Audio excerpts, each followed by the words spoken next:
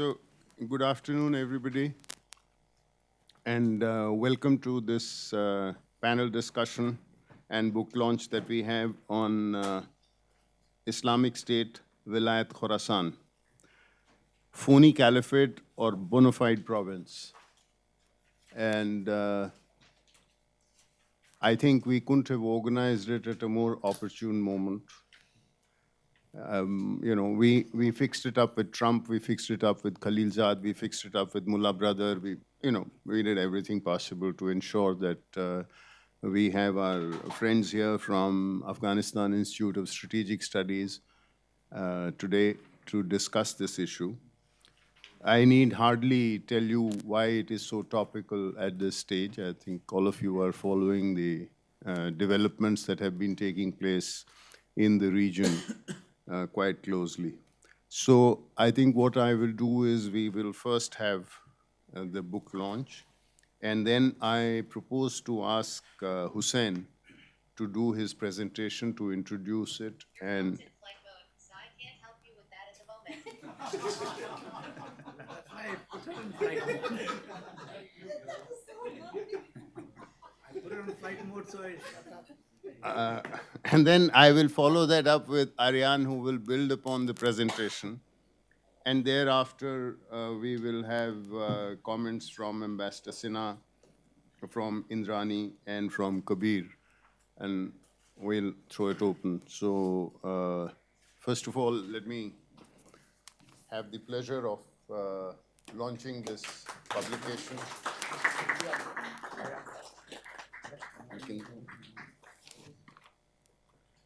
Where's your copy? Why don't you join us here? Come, Kabir.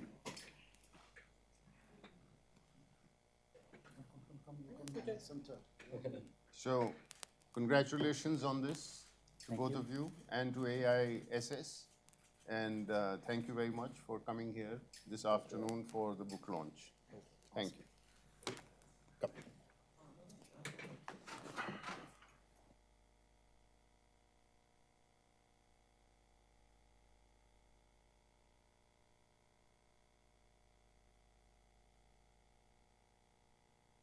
Thank you, Ambassador. Namaste to everyone. I'm Hussein Ehsani from AISS, not ISIS. And I would like to speak about the Islamic State Wilayat Khorasan, or Islamic State Khorasan Province, IS copy today. And it is wonderful for me, and it's my pleasure to be here to ORF. And thank you from Ambassador Raki Sood and distinguished guests and speaker here. I would like to answer to the three questions: why we set out this research, and how we conducted this research, and what are our results. So at the first, this research project could not be accomplished without the constructive support of Dr. Muradian, Dr. Magnus Madsen, and Dr. Phil Bob Brown, and AIS's director, Dr. Muradian. I would like to thank Sulaiman Nikzad and Omid Zamani, and even Nezaz Malikzada, my great colleague here, to formatting this report, and also thanks to AIS's field researcher for their help in acquiring the otherwise unobtained views Afghanistan local population. And so why we set out this research? Another slide, please. Yeah. So the lack of understanding about the Islamic State of Khorasan Province is one of the reasons that we conducted this research. And there is a vague nature of Islamic State of Khorasan Province. Also, we have lots of conspiracy theory that the United States helping IS copy, that Qatar or Saudi Arabia helping or supporting IS copy. And among the Afghan people, there is an exaggerated phenomenon regarding Islamic State of Khorasan. And also, inside of Afghanistan, polarized perspective regarding the activity of Islamic State of Khorasan is very major in Afghanistan. And how we conducted this research, me and Sean, my colleague, shaped the literature review in 3 languages, Farsi, Arabic, and English, from the lots of the book, videos, or journals. And we made an open-ended questionnaire to give more information and details from the interviewee regarding the Islamic State in Iraq and Syria and IS copy, and the activity of the jihadist groups in Afghanistan, Pakistan, and Iraq and Syria. And we conducted interviews with the experts and the UN persons, NATO persons, and also the member of IS copy, Islamic State Khorasan Province, who are in jail in NDS prison of Afghanistan. And then we went to analyzing the interviews and got down to this. The question is that is Islamic State Wilayat Khorasan a genuine wilayat of Islamic State in Iraq and Syria, or a simple change flag? We tried to answer this question during this research, and we broke down the 4 elements: the network support, the ideology, the tactic and strategy and objective. Because when we study about the jihadist group, 4 elements is very important: the ideology, and the network support, and tactic and strategy, and finally the objectives. And how about the support network? We conducted the IS copy is not a monolithic organization, but it is a multi-faction organization in Afghanistan. Each faction depended to its owner, its own supporter. The West IS copy faction in Herat, Zabul, and Farah, and Nimruz depended to Iran. Depends to Iran, and Kunar and Nangarhar faction depends to Pakistan. This results that each faction fulfilled the objective of their supporter in Afghanistan, and they are not willing to establish the wilayat or fulfill the jihadist objectives in Afghanistan. Also, due to the non-monolithic nature of IS copy, the organization does not have a single and a specific sponsor. But it has several sponsors in Afghanistan: Iran and Pakistan, and maybe Saudi Arabia and Qatar.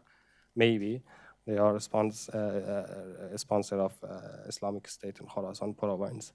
And about the objectives of Islamic State of Khorasan Province reflect the fragmented the nature of this group. Each faction fulfilled the objective of their supporter in Afghanistan, and the supporters do not intend to achieve any jihadi objectives or establish wilayat in their neighborhood. Also, there is a difference between the wilayat and khilafat. For example, the Pakistan is a khilafat, and the Peshawar is a wilayat. I think it's a good example to knowing about the khilafat and wilayat. The wilayat is part of khilafat, so their objectives are limited to the Afghan border. However, the Khilafat wants to expand itself beyond the borders. And tactic and strategy, Khorasan province is unable to conquer Afghanistan. IS copy has not necessary skill to achieve a complete victory over the conventional forces, and also does not have a ability to defeat the Taliban. If they success to conquer a province, Afghan government will reclaim soon the province. Also, IS copy is completely leader-oriented, not strategic orient, unlike the Islamic State of Iraq and Syria. With the date of change the leadership or leader, all strategic and tactics will change in IS copy in Afghanistan. Due to the IS copy's realigns to insurgents tactic, they have been limited to Afghanistan and cannot beyond the borders of Afghanistan.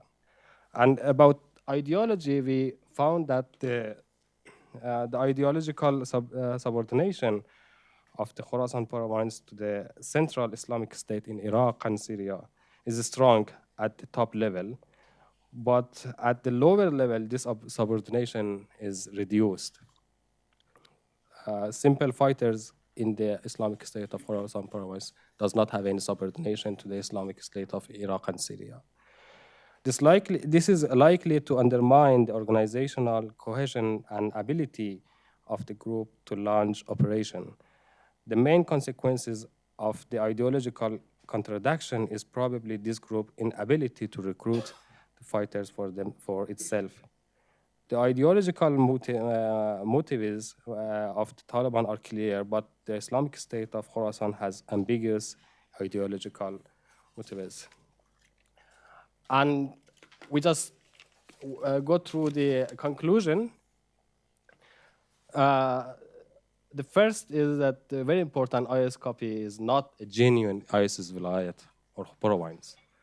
And Afghanistan has a complex tribal dynamism that due to the Afghanistan highly complex tribal nature and the Hanafi Sunni nature of Afghan population, which is the most moderate section of the Islam religious, and the Pashtun tribal dominance and the aligned nature of Khorasan province, it is difficult for the ISIS idea and methods to become attractive for the people of Afghanistan and Afghanistan.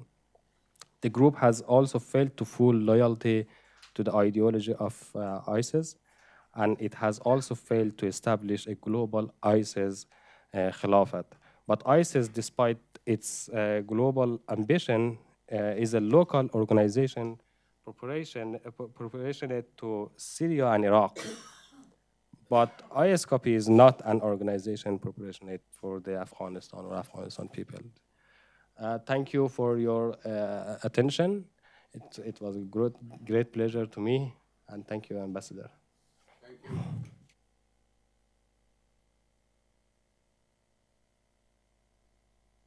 It's a lot easier.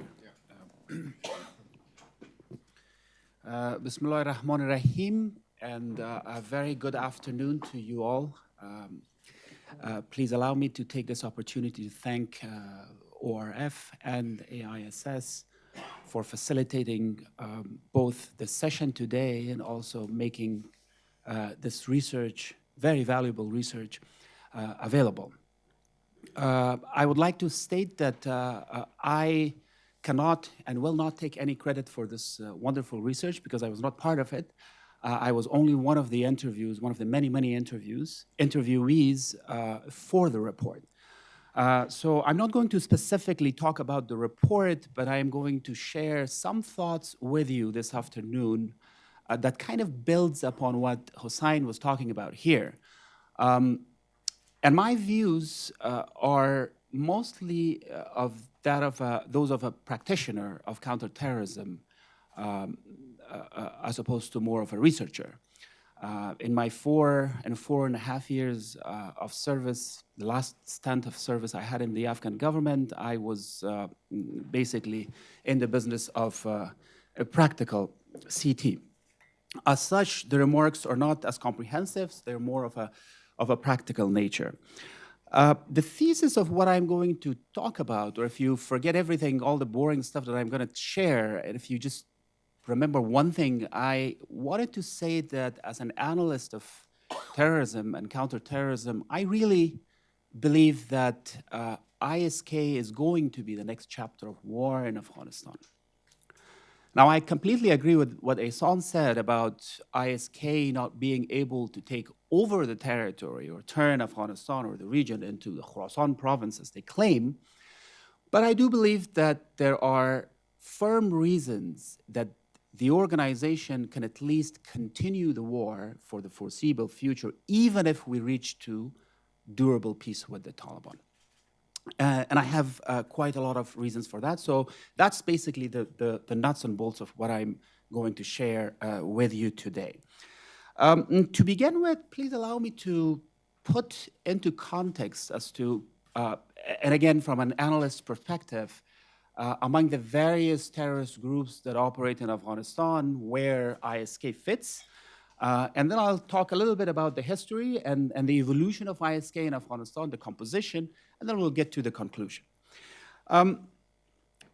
In the Afghan government, the way we approached the analysis of these terrorist groups and the speculations normally range in terms of the number of groups between 18 to 20, 21 terrorist groups that operate in Afghanistan. So we usually put them into four distinct but related categories.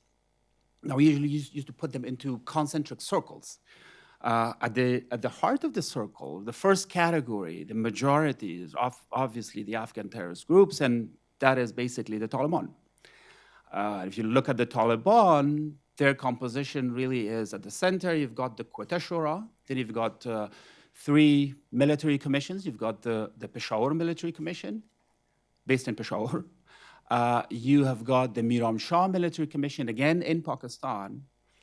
And you've got the Mashhad Military Commission.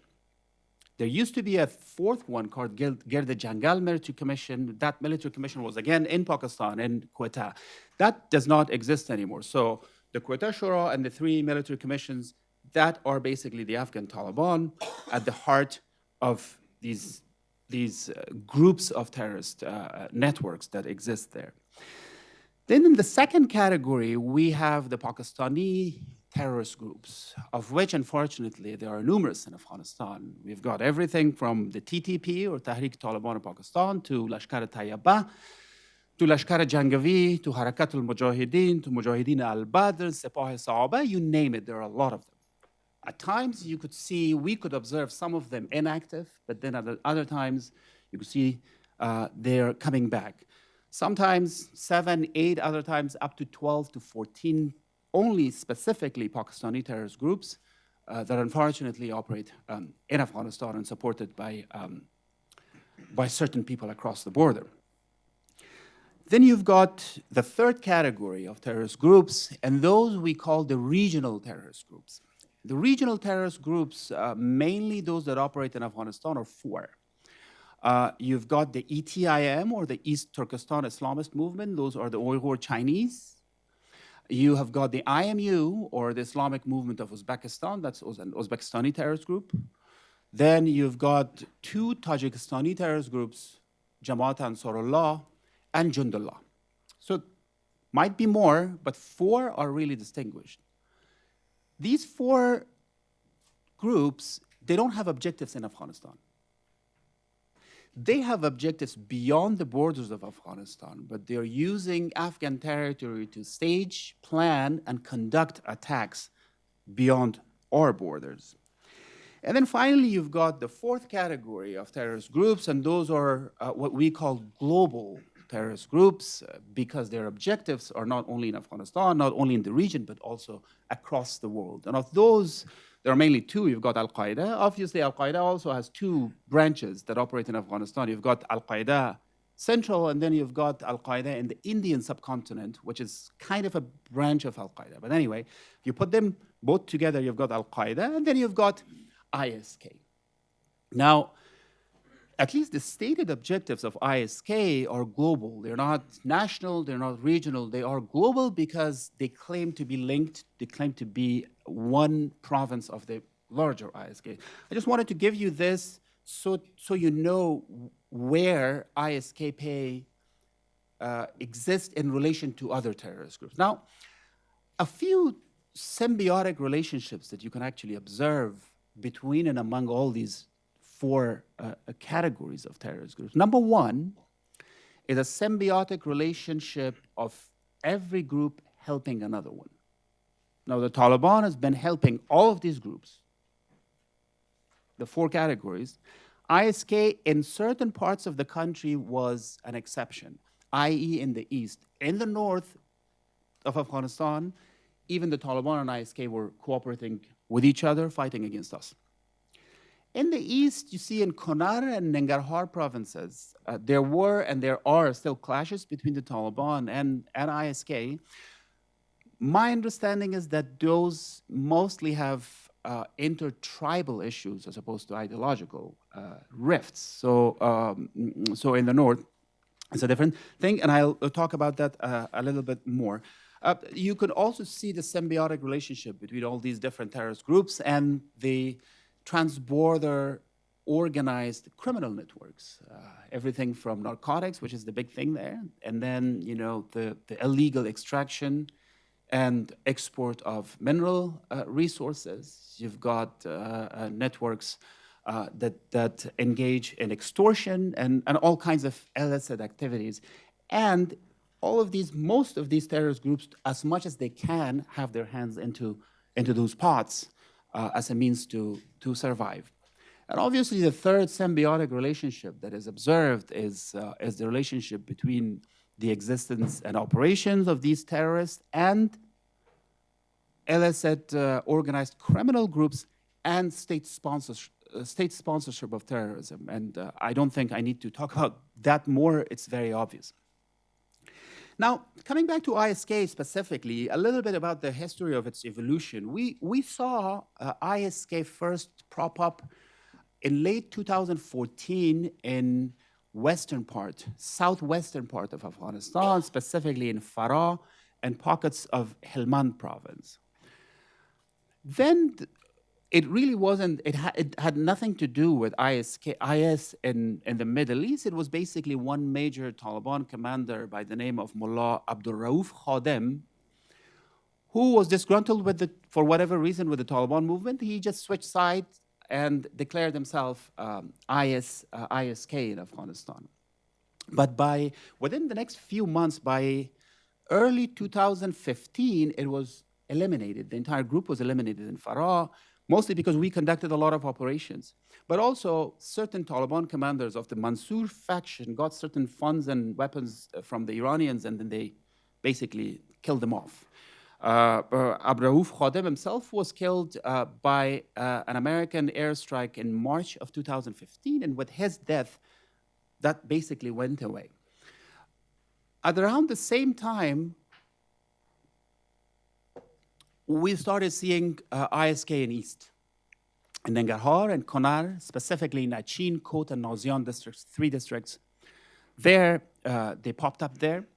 And even in the East, it really wasn't, it wasn't an IS proper from the Middle East. It really wasn't even an indigenous Afghan group. It was mainly a Pakistani phenomenon. If you remember, a number of, I believe, 12 Taliban TTP commanders, they switched sides and they rose the black flag and they declared themselves ISK. There was a video that they behead some people and then they jump on horses and then they start riding. It was a very famous video that they released at the time. And since then, ISK has been in the eastern part of Afghanistan, has really been able to continue to not only operate and survive, but also thrive.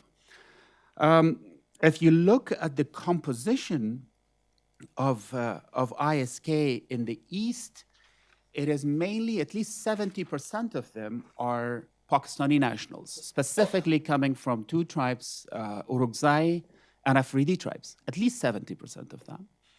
The other 30% could consist of other nationalities across the world, including some Afghan nationals as well. Now, their leader, the current leader of ISK in the East is Abdul Faiq Khorasani, who was actually took post in April of 2019, so pretty recently. It's worth mentioning that starting in mid-2017, there was a big rift between ISK and Afghanistan. And the rift was between the mainly Pakistani nationals and Pakistani commanders and those nationalities that mainly come from Central Asia, from the Arab world, because of their objectives. Now, all these other nationalities that come to Afghanistan and join ISK, they don't care about Afghanistan. They want to go back to their own countries, mainly in Central Asia, China and Central Asian states, and even beyond, project power beyond those borders. They felt that they were just being used in Afghanistan against the Afghan government, which they did not really see as a real enemy. So at the time then, between two main commanders. One in the east was Aslam Faruqi, which was a Pakistani Orakzai national. And then this Uzbekistani national called Muawiyah Uzbekistani. Now, that's also that's also a pseudonym. So those two began a rift, and starting in mid-2017, you could see an influx of third country nationals belonging to ISK from eastern Afghanistan into the northern provinces, which also created a lot of conspiracy theories, as Mr. Ehsani talked about. There was a lot of conspiratorial thoughts saying that even the United States was shifting all these ISK members to northern Afghanistan to attack the Central Asians and the Russians and the Chinese and all of that. But we all know that that's all nonsense. The actual reason was that they wanted to reach northern parts of Afghanistan from which they could actually stage plan and conduct attacks in their own respective countries. So right now in the east, you've got mainly Pakistani nationals, composition of ISK, under the leadership of Abdul Faiq Khorasani. In the north, you still get mainly third country nationals under the leadership of Abu Muawiyah Abu Muslim al-Khorasani, Uzbekistani, I'm sorry. Over the past several years, 5 years, almost 5 years of the existence of ISK in Afghanistan, the Afghan government, as well as the international forces, have inflicted quite a lot of damage to ISK. At least 4 main commanders were killed, 4 main leaders were killed. I talked about Abdul Rauf Khadim in Southwest, who was killed in March of 2015. Then Hafiz Saeed and Saad Emirati were killed on July 23rd, 2016 in Nangarhar province. By the way, this Hafiz Saeed is different from the one, from the LAT one. And then you've got Sheikh Abdul Hasib Logari, who was killed on April 13, 2017, and Abu Saeed Bajauri was killed on July 11, 2017 in Nangarhar province. So 4 main leaders of ISK have been eliminated. Over 36 major commanders, including Mullah Mansour Dadullah, Abdullah Honar, Abdullah Orakzai, Hamza, and many others were killed. These are very, very major commanders. Over 5,000, and I'm not exaggerating, over 5,000 foot soldiers have been killed, and about 1,500 have been injured of them over these past 5 years. We've captured alive over 300 of them. Some of them, third country nationals, were extradited back to their own countries, mainly for their own countries to really get to the bottom of it and see who is actually behind ISK and who is really supporting it. Nevertheless, the movement has not only, again, as I said, continued to survive, but also thrive. And this really gives me one main reason as to think why this group might survive and thrive and to become the next chapter of war in Afghanistan, even if we get to real peace with the Taliban, which in itself has a lot of ifs. Now, I've got 6 main reasons to think, as an analyst, to believe as to why ISK will be the next chapter of war. The first, as I just mentioned, is the history of the group. Over the past 5 years, in spite of all these damages we inflicted upon them, they have continued to grow and grow and grow and grow and grow. Number 2 is the ideology. I kind of slightly disagree here with Ehsani Saib in terms of the resonance of the ISIS ideology or ISK ideology within the Afghan population. Now, I'm not saying that the Salafist ideology does resonate with the history of Afghanistan or the type of Islam that is practiced in Afghanistan. That is not what I am saying. What I'm saying is that if you take the overall Islamist fundamentalism, and I'm not talking Islamic, I'm specifically saying Islamist because I have a specific definition for that. I, in fact, wrote my doctoral dissertation on the very same phenomenon a few years ago. Now, if you look at why this idea of Islamist fundamentalism rose really in recent years, and if you think of the past 20 or 30 years in the world, not only in Afghanistan or Pakistan or elsewhere, across the world, it is that I believe that Muslim communities, that Islamic countries have experienced, have tried to put into action both Eastern and Western political ideologies, and they have failed at both. If you go back to the first, maybe, or the second wave of decolonization, well, first wave of decolonization, really, after the Second World War and the propping up of all these nation states in the Islamic world, many of them at the time chose the Eastern, rather socialist type of political ideologies and built structures like that. Others went to the West and tried to build liberal democratic types of political systems, but none of that actually has worked.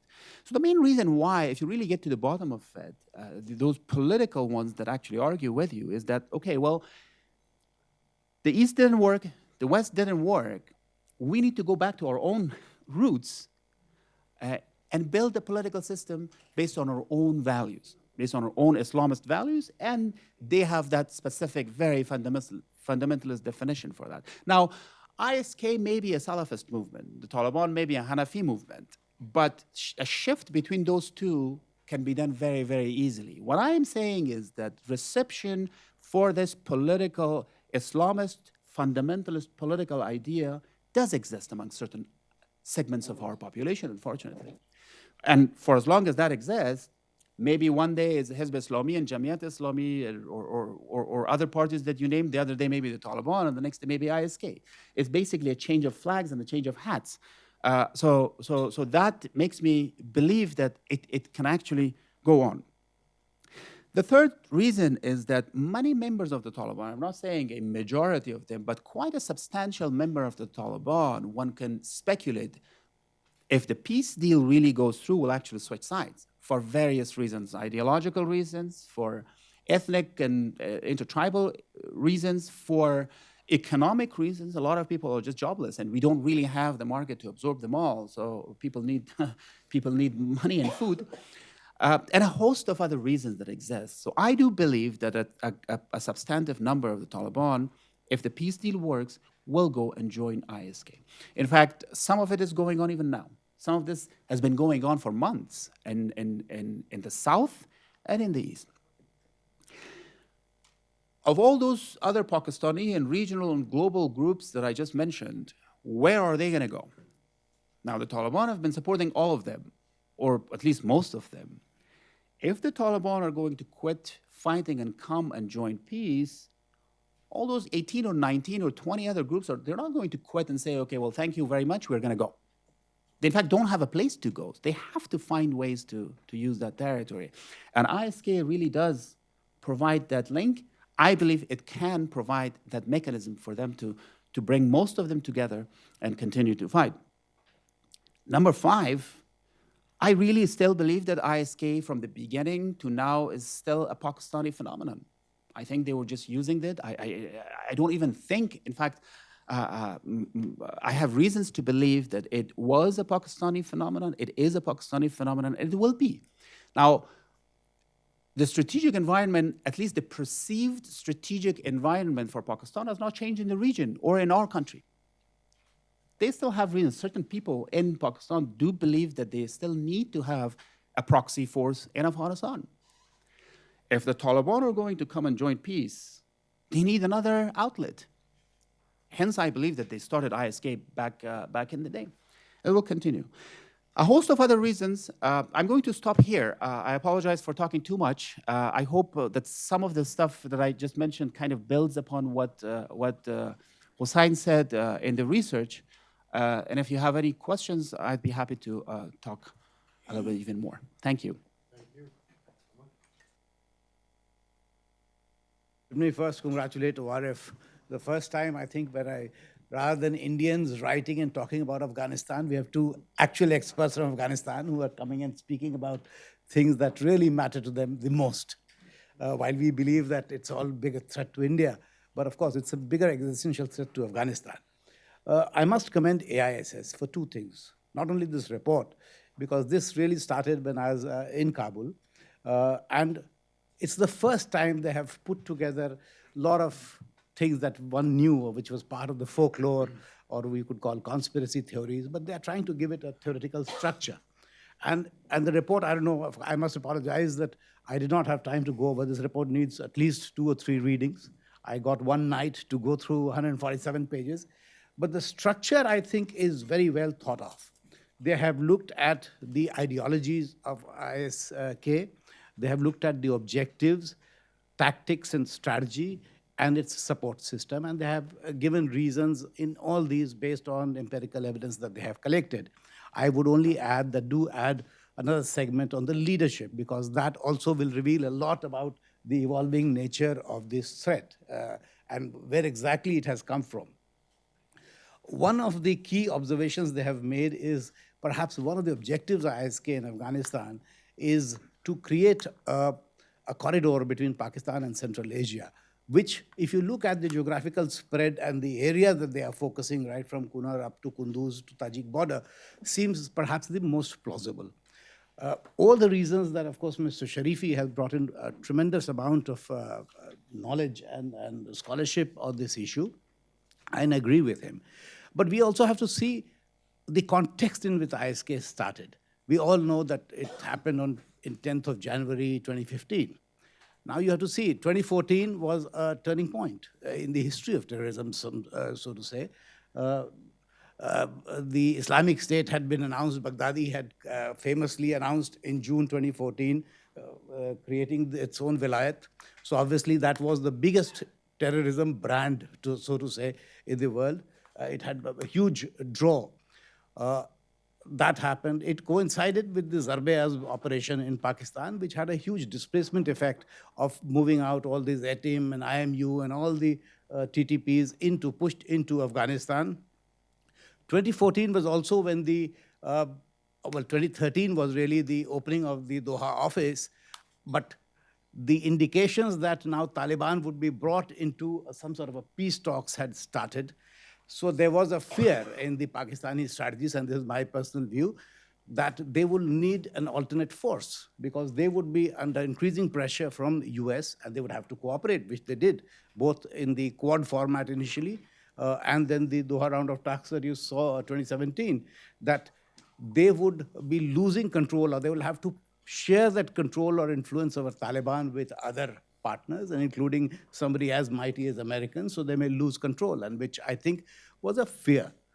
And that is why, while I entirely agree with your thesis and what Mr. Sharifi said, that it started in Farah, with a renegade commander, but very soon the reports which started coming from Achin and Nangarhar, and the first reports really which reached Kabul, and of course, given our own relationship with Afghan government, I think we had a fairly sensible, serious insights into what was happening.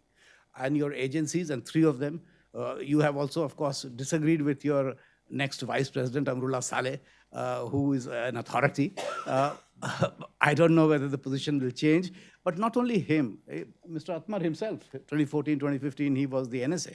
We used to have discussions on the origin, why it is happening, on Mr. Nabil, Rahmatullah Nabil, who was heading NDS.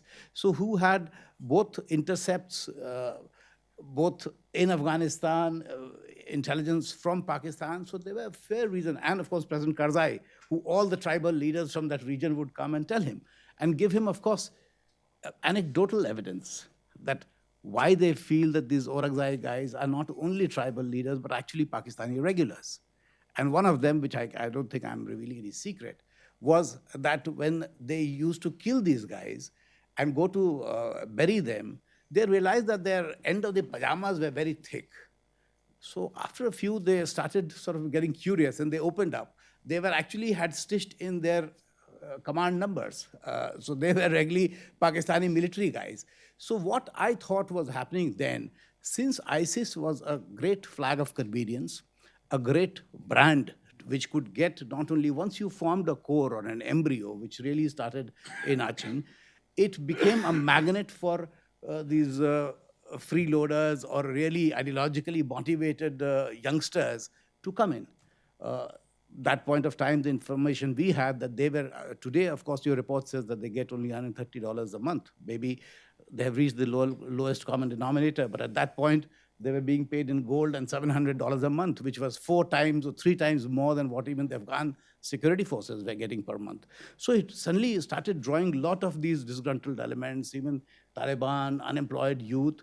So they've created a core. And then, of course, they have left it. I would tend to agree, and not because I'm Indian and I look at Pakistan differently, but we look at Pakistan not only from the angle of Afghanistan, but its overall objectives. You have to go back to Zia's famous comment where he puts his palm on a map of Central Asia and says, this is where the zone of influence would be. And that was the time when this entire concept of strategic depth and control.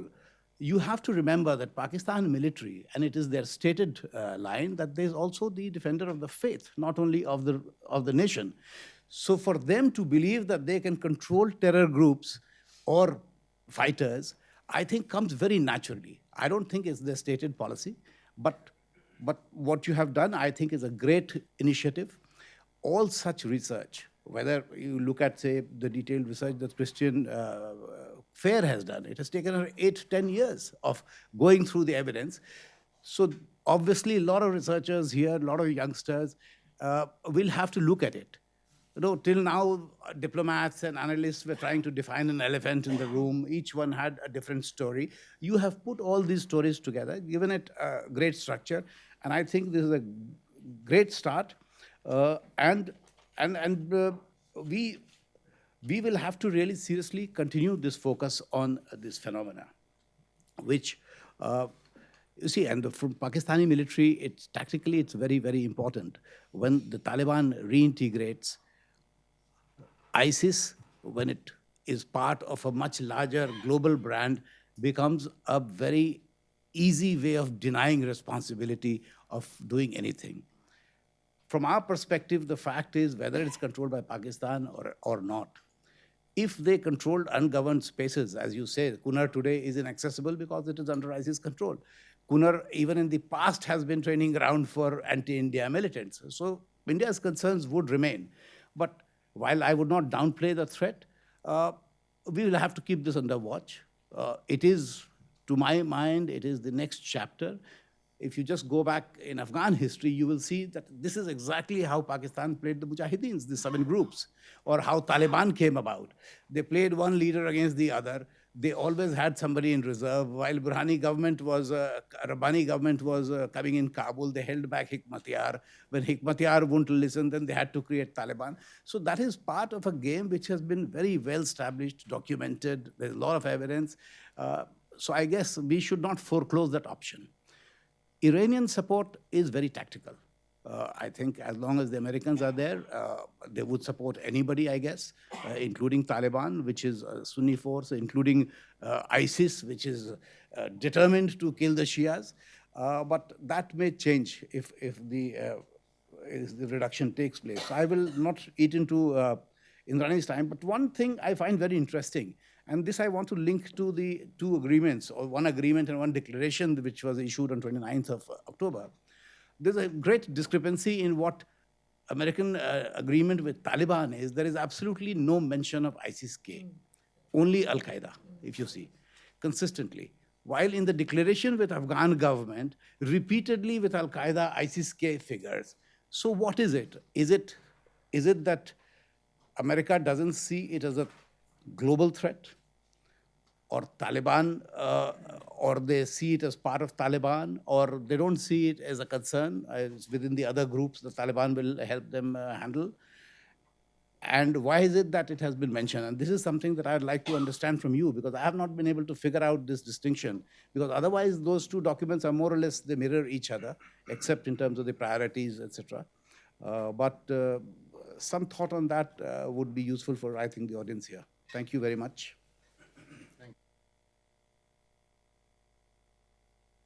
Thank you so much, Hussain. That was this is almost gold for people like me, since we sort of dabble in this, but without the depth that you have given us, and thank you for that.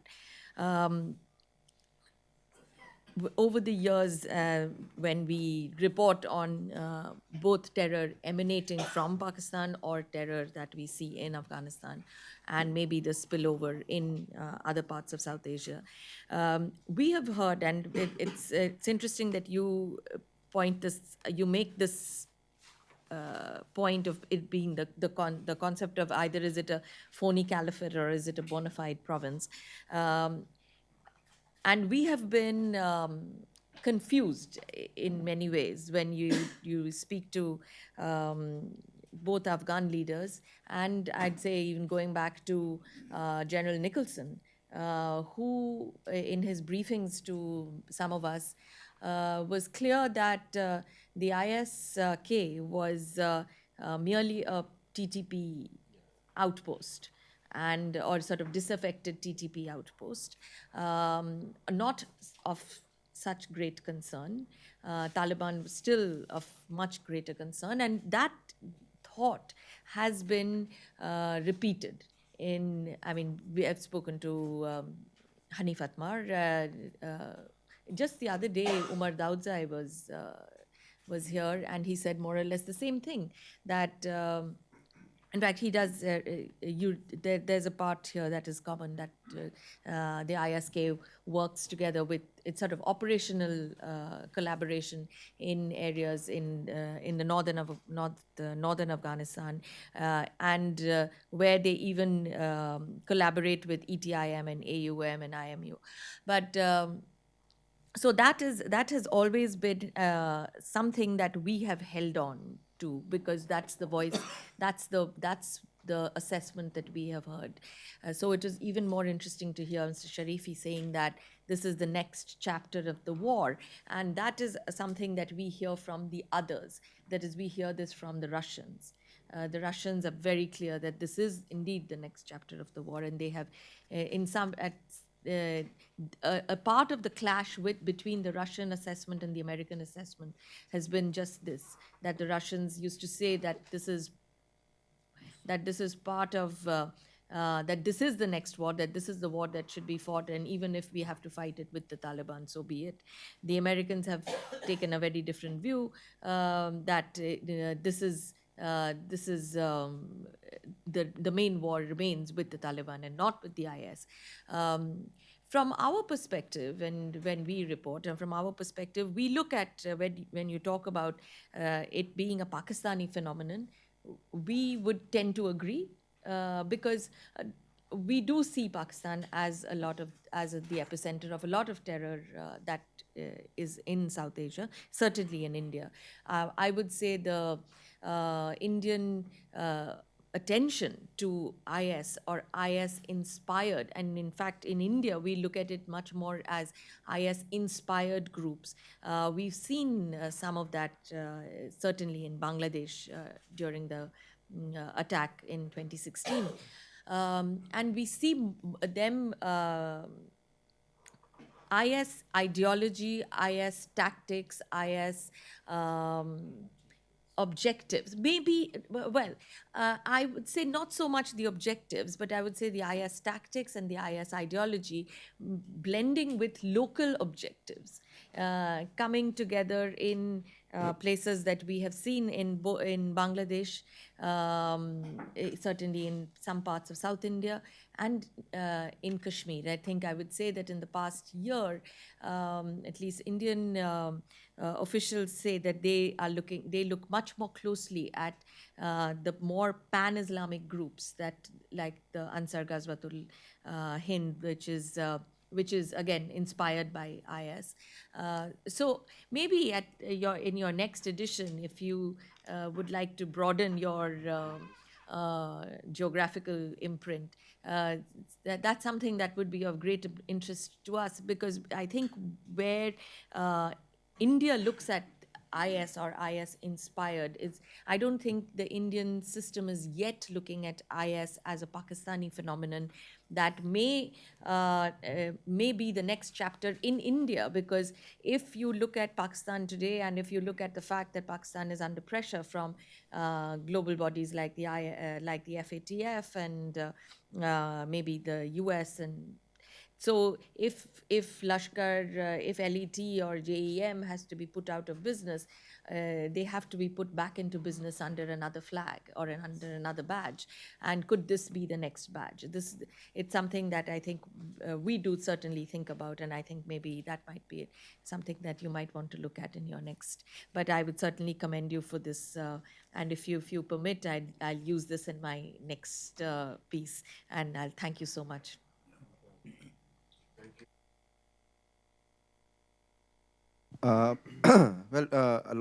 Most of what I had to say had been said, but I really must congratulate you on this study. I think ISK has been around for a fair few years now, but we've never had a comprehensive look at it, and I think this is one of the first few that really shines some light on what is taking place. But I also want to congratulate on the fact that the question that you pose along with your statement on top is very important, because there has been quite a difference between what caliphate is portrayed, or what was portrayed in Syria and Iraq, and what the wilayats were supposed to be. Of course, if we see it from a different example, the Marawi siege in Philippines was one of the first examples that came out where a official wilayat was seen when Abu Sayyaf gave bayat towards Islamic State and was accepted, and so on and so forth. But even till today, we actually don't know what kind of relationship existed between ISIS Central and the Abu Sayyaf group, even after the bayat was accepted. Did they manage to send people over? Was money transferred?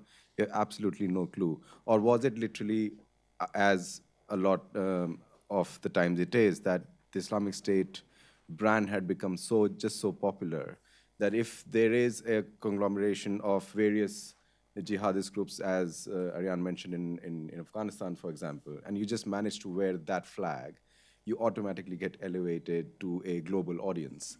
And I think that's half the battle won. Of course, you can have your regional conflicts with the state or with other groups and so on and so forth, but that doesn't go beyond a particular geography or a particular border.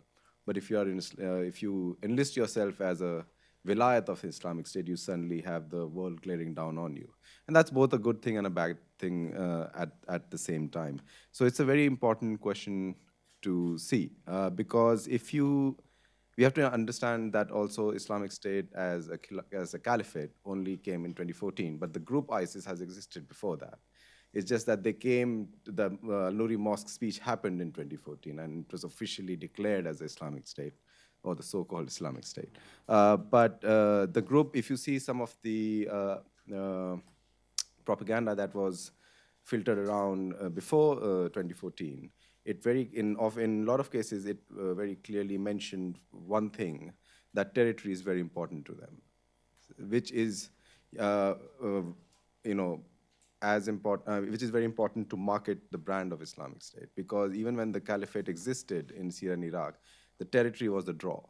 It was not necessarily ideology in the first place. Ideology, of course, played its very significant role. But the fact that people could go there and stay there under that ecosystem was a very big play, including in cases that came from India, right? So a lot of people that wanted pro-ISIS or wanted to conduct pro-ISIS activities were not very interested in conducting it here. Not for the lack of trying by the Islamic State fighters. They did try that. But once they realized that they can't actually go out and live in that ecosystem, be part of that ecosystem, the interest sort of filtered away slowly. So territory did play a very important part, and hence the whole concept of what the wilayat was also became a very important part by association. So this is a very important sort of aspect to look into. And it's from, again, just as a last point, from the examples that we saw in India, right? We did have people that traveled to Afghanistan to join ISK. But again, coming back to the fact that these people were also given opportunities to build something in India. So there were attempts to try to build some structure around them, remotely or non-remotely, it's very difficult to say right now, but so that there is an ecosystem that can be built similar to what there is in Afghanistan at some level, I guess. But that, of course, failed miserably as well, because there was very little correlation between what the ISIS thought and what the ideology was, and to what Muslims practice in India, right? Or Muslims think in India. It's a massive gap. But I do congratulate you on this. I think this is going to be very important, specifically for people in India, since the understanding of Islamic State is fairly rudimentary in both academia and security services. So I do look forward to your next approach on ISK as well. Thank you so much. You heard some excellent comments, well, two excellent presentations. One by Hussein and one by Aryan in terms of looking at the phenomena of ISK. What is interesting is that even though in the book, in the study, Hussein talks about the fact that he has analyzed it in terms of ideology, objectives, leadership, support networks, and things like that, and more or less on that basis concluded perhaps that it is a phony caliphate. It is, it is not as it pretends to be. But nonetheless, Aryan, as a practitioner, says very categorically, so that it is perhaps the next stage. And he added an if there is a peace with the Taliban. And, but, I mean, so there are two questions, one to you and one to you, just to kick off the discussion. To you, does it really matter for security and stability in Afghanistan whether it is a phony caliphate or not?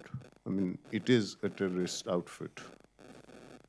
And so in terms of the challenge that the state of Afghanistan has to deal with, frankly, what is the difference that it makes? And I understand the ideological fervor as an academic that you have, with which you have gone into the study. But in practical terms, from the point of view of stability and security for the state of Afghanistan, what difference does it make? And to you, you already added an if, and you've said that if there is peace with Taliban. But let us assume that there is no peace with Taliban. I mean, some indications are perhaps that it is not. There are already a series of attacks that have begun.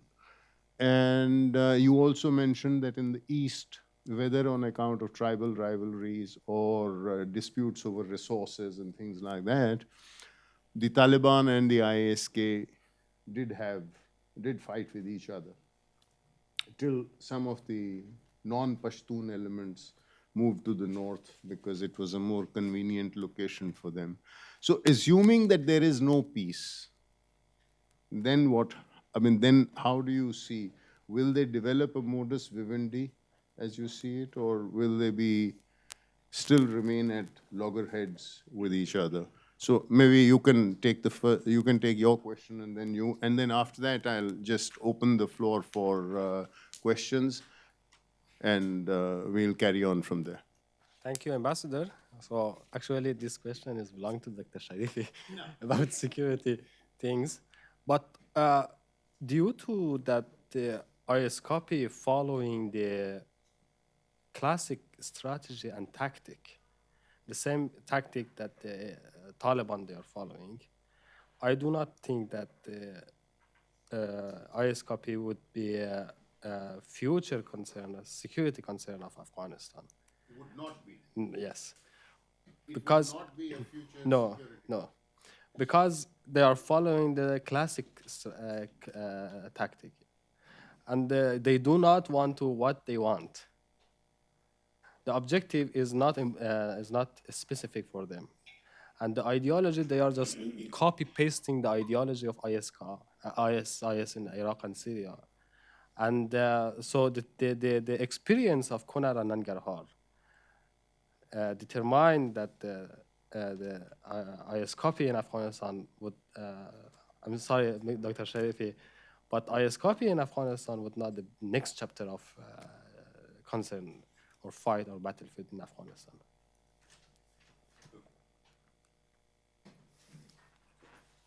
Thank you, Ambassador. Well, first, about peace, I do really hope that peace would work with the Taliban because, I mean, peace is the wish and the want of every Afghan. We want peace. However, peace must come to Afghanistan at the price that we can afford. And what do I mean by that? I mean that peace with the Taliban has to come within the context of the Islamic Republic of Afghanistan. Now, we cannot afford to have an Islamic Emirate of Afghanistan resurrected again. That's the price we cannot afford to pay, and we will not pay for that. So that's an important point that I think is very, very important for all of us to understand, especially we're talking in New Delhi, given the very close and friendly and historic relations between the two countries. I think that's a message that needs to be clearly understood here, that almost every politician inside and outside of the Afghan government that is relevant to current Afghan politics believe in this, and they agree that peace must come within the context of the Islamic Republic. And all these issues of human rights and women's rights and all of the other details flow from that, but that's the main context. I just wanted to clarify that. Now, the scenario that you mentioned, Ambassador, if peace doesn't work with the Taliban, in that scenario, I would think that the Taliban and ISK would morph together. And I have reason to believe that it would happen. Number one is that ISIS proper in the Middle East is almost gone. It's almost done, and so to think that ISK would really become a wilayat of IS, well, IS doesn't exist anymore really, so how could it become a wilayat? So that question is already pretty much answered. To also believe that ISK would become strong enough that it could rival the Taliban and drive them out of business, that also would not be very realistic. So as such, I think the overall objectives of the Taliban and the ISK inside Afghanistan, it doesn't differ that much. There might be some slight differences here and there, but we have already experienced that terrorism, by its nature, it morphs, it evolves, and those symbiotic dynamics that I just mentioned, if it has worked for 19 other terrorist groups, I'm pretty sure it's going to work for IS and the Taliban. Thank you. Thank you. Yeah. It's a question, and I want to add also, because if you really believe that it's a phony caliphate, and it is, because the emir itself is gone, the caliphate itself is shrinking, so I think Wilayat here will not have too much an effect. But that aside, but tell me, if you believe that it's a phony caliphate, so it doesn't have extra territorial ambitions outside of Afghanistan, then obviously it has local focus. What he says, I agree, that it is not strong enough to become a very credible insurgency. So do you think it could just remain a foreign-assisted terror group, which is more as a pressure group? One. So if it is not phony, it has to have local objectives. So you'll have to reconcile these two. Second thing, when the war continues, and this is a pattern, I think you should perhaps also look at this. I felt that the Islamic State, in terms of the claims of attacks in the last, at least 2017, 2018, it served as a wonderful cover for Taliban. Because when the Taliban was engaging, so all the attacks it did on military forces, security forces, they would claim immediately. All the attacks where civilians or football grounds or cricket grounds were attacked, Islamic State would come up immediately and say, yo, we did this. So were they acting as a cover for Taliban? And I think that is why, while they cooperate substantially, they also, of course, there is infighting. And I say this because you yourself say that it is not a monolithic group, it is fractured. So there could be possibility of some groups which are really acting as covers for Taliban. So that's something that you need to perhaps look at. Okay, let me, I would request you to be time, and I'm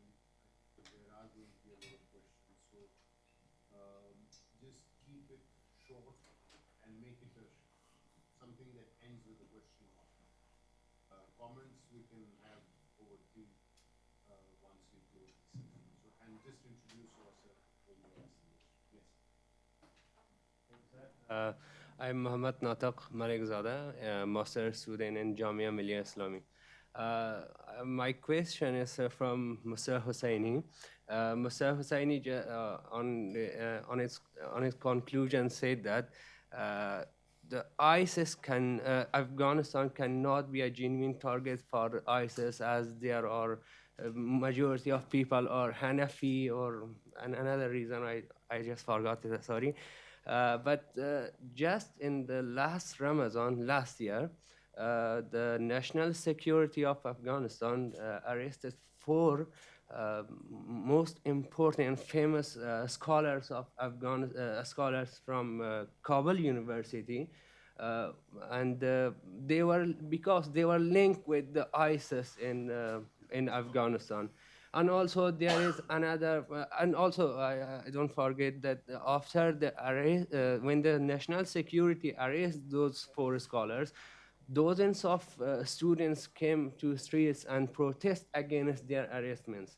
And also there is another mullah named Ansari in Herat. Maulavi Ansari. He is spreading the same message or propaganda that ISIS is spreading. The message that he is always spreading on the Jummah prayer for the audience is very similar with the messages that ISIS stand for.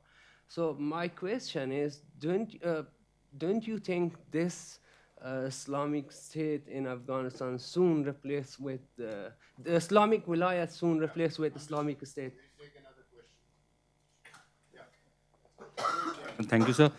Just 2-3 doubts which emerge. One, when Khadim had first emerged, at that point of time, there were some reports of some people traveling from Syria to Afghanistan to tie up with these guys. When the first time they announced the formation of, the IS, presence of IS in Afghanistan, how credible were those reports? One.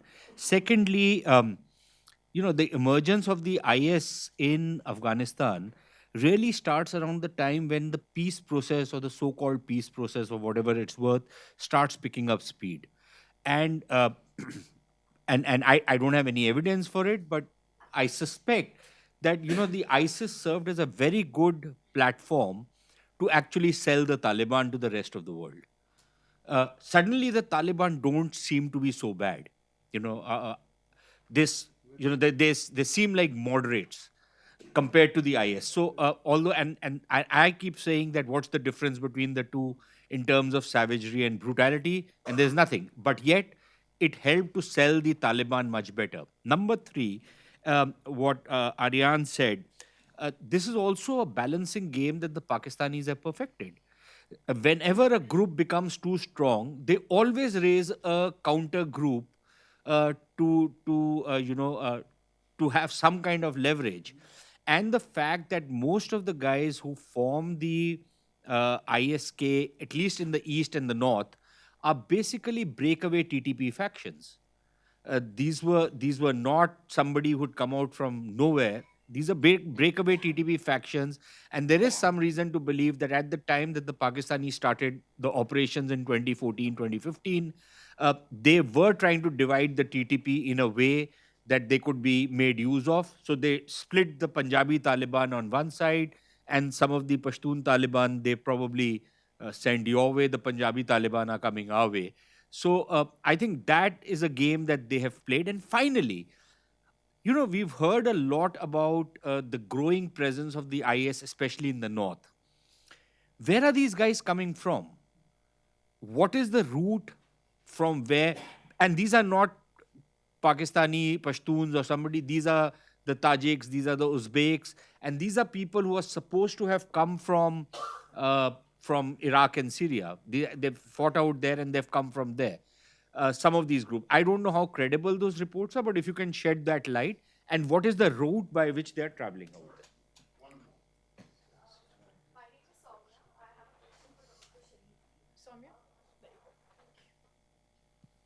My name is Soumya. Am I audible? Okay. So I have a question for Mr. Sharifi. You mentioned that if peace deal happens and if it is successful, then Pakistan would like to make ISKP more powerful. And at the same time, you're saying that it is not as great as it was ISIS Central. So, and then third thing you said is that IS itself is not powerful anymore. It has finished. So there are three different kinds of things you've said. And there is some kind of, maybe I've misunderstood, so I just wanted a clarification on that. Okay, understood. All right, why don't you start and then after that Aryan can... So regarding the question of Natiq, the University of Kabul and Herat, there's a two a major faction, Islamic faction into the University of Kabul and Herat Mawlavi Ansari, Hizb Islah and Hizb Tahrir. Yes. I do not see ideologically the connection between the Hizb Islah and Jamiat Islah and Hizb Tahrir with the ISKP.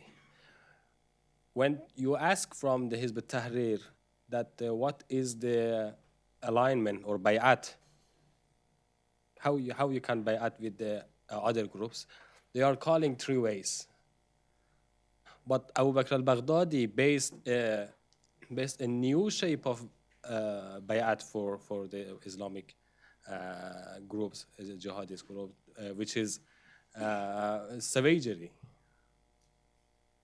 So in the philosophy of Hizb ut-Tahrir and Mawlavi Ansari, they are thinking that all of the bay'at ways will done in the three ways, but they cannot be aligned with the ISKP in Afghanistan, because the ISKP in Afghanistan doesn't know about the ideology of Islamic State, and there is no connection. There is no connection between the Hizb ut-Tahrir or Jamiat Islah with the ISKP.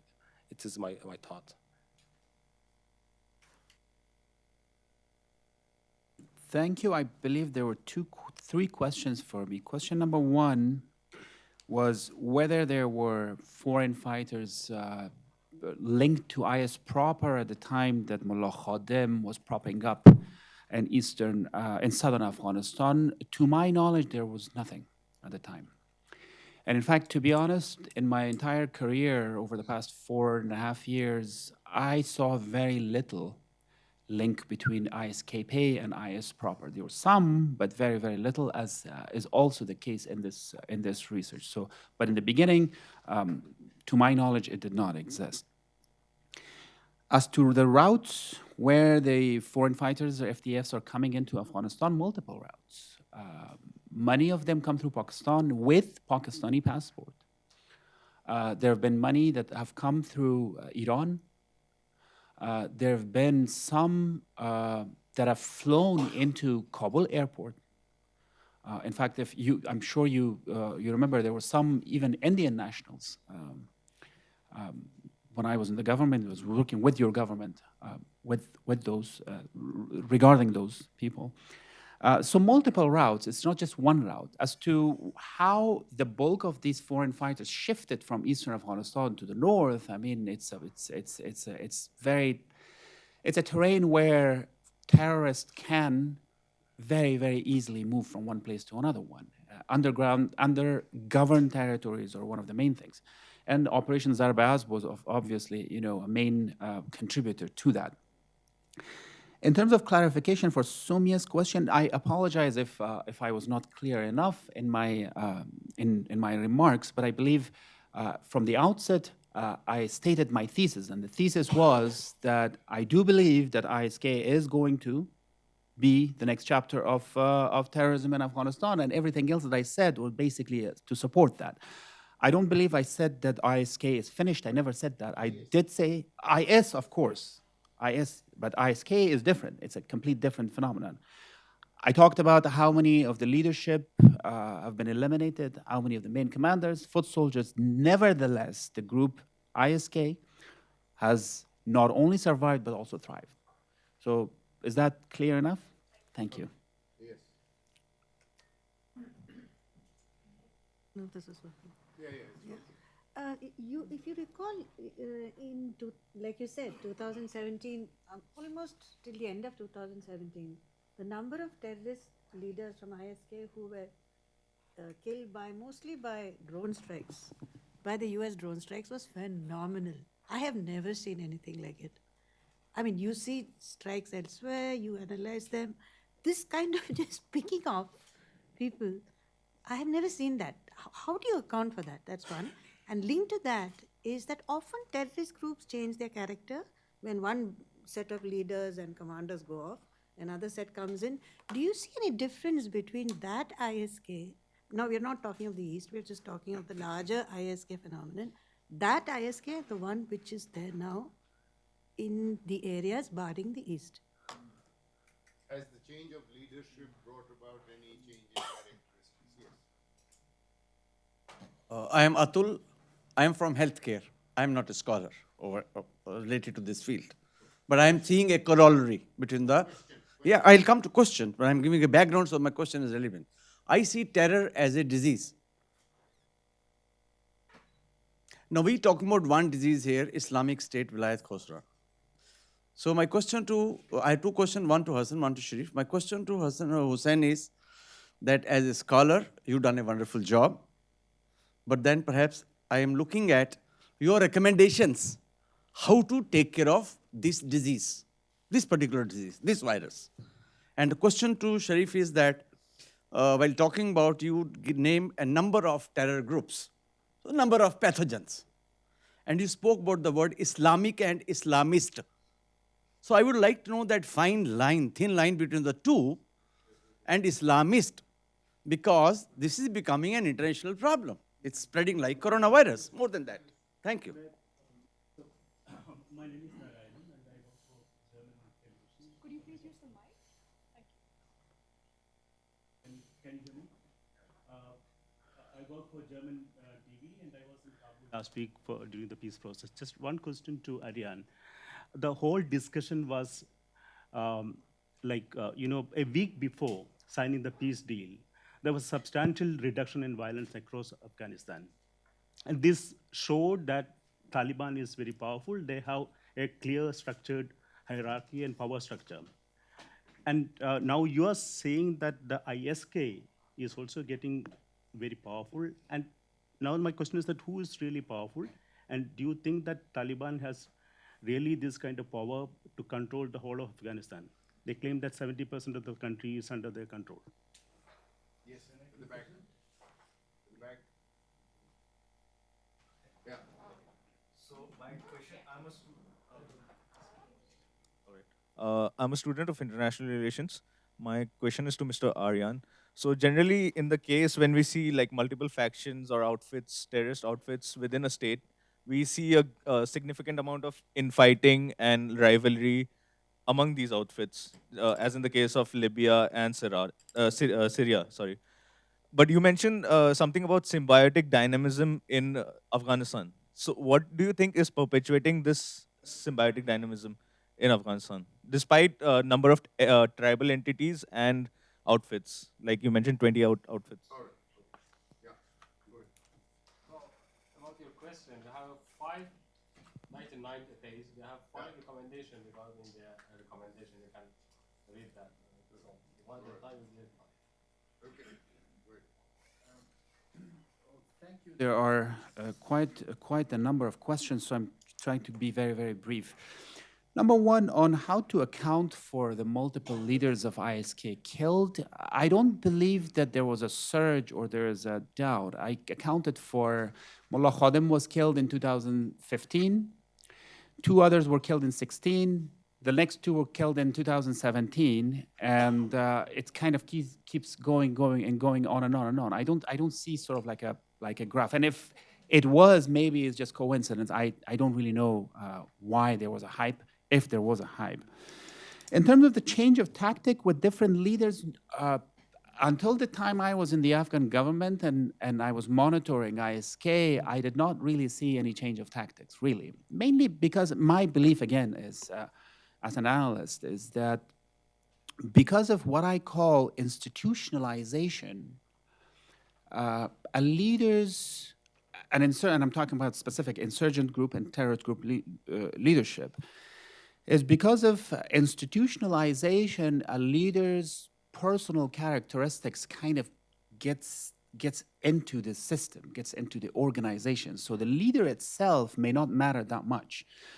I've always recommended that instead of targeting the top leadership, it's more effective as a tool of counterterrorism to target mid-level commanders that are actually operations, that are running operations, as opposed to the top leaders, because that doesn't make much difference. As we saw between even with the Taliban, we did not see any difference at the strategic or the tactical level between when Mullah Omar was dead. In fact, we learned about that over a year after he was dead, and nothing had happened. And then Mansour was killed. Mansour was killed, and then now Hibatullah. So not much of a difference. As to the definitions in terms of what is the difference between Islamic versus Islamist, it is that the word Islamist, to me at least, the way I see it, the word Islamist itself, in and of itself, it entails a flavor of politics. Whereas the word Islamic is very large, it's very broad. It could be more the social and religious aspect of Islam as opposed to the political aspect of it. Now again, I'm trying to turn my dissertation into a book, so it's going to come up in a year from now. I go into very deep discussions in terms of these definitions, but really that is the main thing. Islamist has the political aspect of it, whereas Islamic really doesn't have that political aspect, that political connotation to it. Whether or not the Taliban are a monolithic organization, do they really have that control? We all saw, even though that they are not really that monolithic, I talked about the Quetta Shura and the 3 military commissions, and if you specifically look at Miran Shah military commission, that's basically a synonymous for the Haqqani network. So in Miran Shah, those are the Haqqanis. The Haqqanis historically were separate. Even when they were under the umbrella of the Taliban, they've always had their own sort of unique existence within the umbrella. But when it comes to strategic decisions, not only this last week, but also 2 or 3 years ago, we had 2 years ago, we had the 3-day ceasefire between us and them, and we observed very, very, very few incidents. So it shows that at least they have a good grip over it. Right now, though, if it is going to change as the peace process goes forward, that's a complete different question. And then lastly, why isn't there intergroup rivalries there within all these 20 or 19 or 21 groups that I talked about? I believe it's because of the varying objectives. Now, the Afghan Taliban, that umbrella group that I talked about, they have national objectives. The Pakistani groups, they have other objectives dictated to them by other people from Rawalpindi. Then, for instance, none of the Pakistani terrorist groups ever want to rule Afghanistan. They never even think about that. Whereas the Afghan Taliban do think of that. They think of them as a potential replacement for the current order. The same thing is with the regional groups that I mentioned and the global groups. They have all varying objectives, so their overall interests are aligned. They're not at cross with each other. That's why we see that these symbiotic dynamism between them. Thank you. Yes. RSN Singh. I'm an old ORF associate. I have authored 2 books for the ORF. Hey, a question, please. Yeah, no, I'm just introducing myself. I thought you told me everybody to introduce. 18 to 21 groups aligned to each other, linked to each other. It's bad news for India. It's not a monolith, good news for India. Then you say that the future landscape, jihadi landscape will be dominated by ISK. Bad news for India. 5,000 killed, including 4 leaders, and yet such capacity to generate jihadis. Again, bad news for India. 22 people from Kerala going to join ISK, who have already they are there. Some rumored that most of them have been killed. Again, bad news for India. well, it's bad news for India all the way. So that is what I'm asking here. I mean, I just came here for this only to know how does it impact on India. But you answered it yourself. No, no. Bad news for India. Yes, please go ahead. Next question. Hi, I'm Ayush. I'm from Yarn Media. So I wanted to know whether you could shed some light on China's approach towards ISK, particularly. So we know what the Russians, the Americans, the Pakistanis. Yeah. What's the Chinese thought process? Somebody at the back, yes.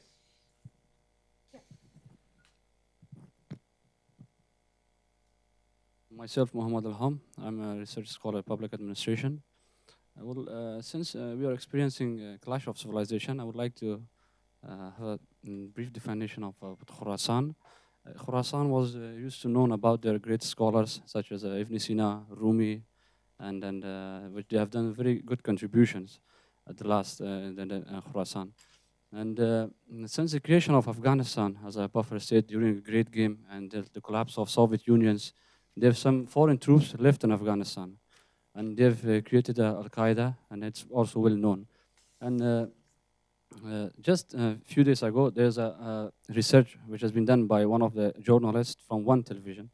He has stated on his research that the troops of Taliban in Afghanistan, it's around 100,000. And out of this 100,000, there's 20,000 of them are foreigners, from Pakistan, Arabs, and Chechens.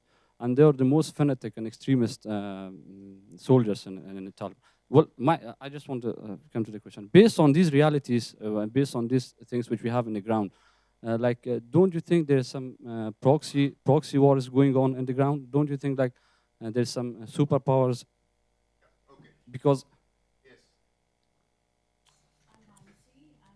PhD scholar from JNU. I'm interested in the role of Iran in the region. How the killing of General Soleimani, how does it change the dynamics in the region? Last question. End of the program, I just wanted to add, I work with the AISS. We conducted this research under the Department of Radicalism Studies. And to answer our friend's question, we have many researchers on how different groups contribute to radicalization in universities, in the ranks of security forces, in the mosques, and you can look at them. And there's ongoing studies on how students are radicalized. So feel free to check our website and find those researchers. This will also be online. The PDF version can be found there if you don't get a copy here. Thank you. I want to take the thing about the Khorasan and its historical origin, or either.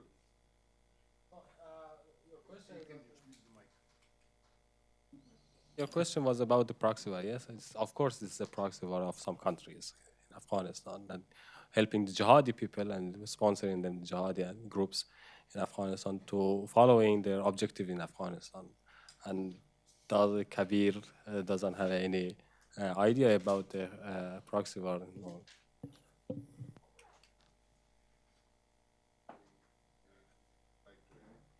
I believe there was just one question that was relevant to me, and that also I would like to. China, there was a question about if you want to say anything about.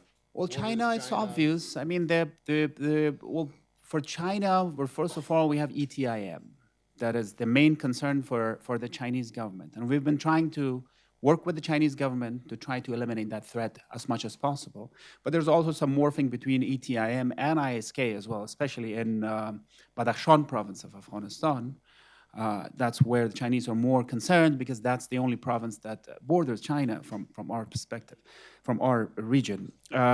So obviously, ISKP is a big challenge for China, and the Chinese and Afghan governments have been in cooperation trying to eliminate that. In terms of General Soleimani, a few weeks ago, we had, just a few days after that incident happened, we had a session at AISS. I believe Ajaz can help give you some material on that. There were some good discussions, some good analysis on that. But overall, I don't think that that's a long-term issue. I think that was just a tactical issue that may not have very long-term effects. Thank you. Okay, last. Yeah. I'm Commodore Gupta. Mr. Abdullah in Afghanistan, does he have any role in the future?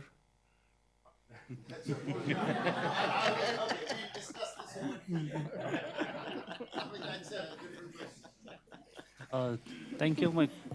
He will be the president of the North. A totally different direction. Sorry. So, with the picture which we now have from these terrorist groups, ISI and Taliban, and with these uncertainties about the peace deal and these things, I just wanted to ask how we envision Afghanistan's future, as we see that some of the Afghanistan's partner international community, their aid is decreasing, and now some of US is trying to withdraw.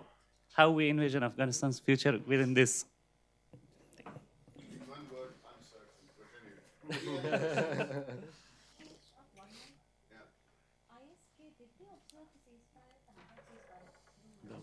Violence.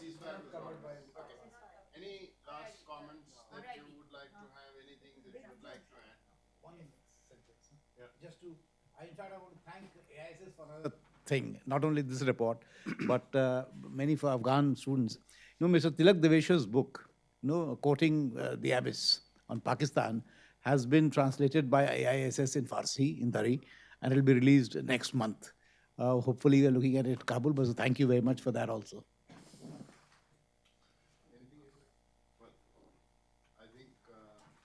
We'll all agree that this has been a fascinating insight into a subject of great concern to India, certainly, and also to Afghanistan. And we can see that there is a lot of churning going on. There are a lot of uncertainties. Numbers, I think if you look at numbers, there is a whole amount of uncertainty about numbers. Despite the large number of, you said 5,000 foot soldiers killed, 36 commanders killed, 4 leaders or 5 leaders killed. I mean, I think in this book, there's Hussein still talks about 3,000 to 6,000 IS cadres from different countries. So far, we had heard of Taliban as varying between 30,000 to 50,000 kind of numbers. Now I have, if you look at a recent RAND report that came out this month, they are looking at much bigger numbers. Antonio Gustosi is talking of something like 150,000. I mean, so these numbers, so when you talk about morphing of things like that, I mean, this just reflects the kind of uncertainties that probably exist, which just means that our governments will need to work closely together to be able to deal with these uncertainties so that they don't flow from one to the other. Thank you very much for joining us, and thank you. Can I ask a last question? No, the questions are just as a housekeeping. We are no, just simply for one reason. Appreciating all the people who attended today, despite the fact that conferences all around the city are getting cancelled. Yes. And a round of we applause disinfected the conference room before everybody came. And a round of applause for our colleague Shubhangi for organizing this whole thing. Thank you very much. Thank you. Well, I was going to thank Shubhangi after thanking our colleagues from AISS who have come all the way from Afghanistan to India to do the presentation, and also to Indrani and to Ambassador Sinha for joining us this afternoon. So a big round of applause.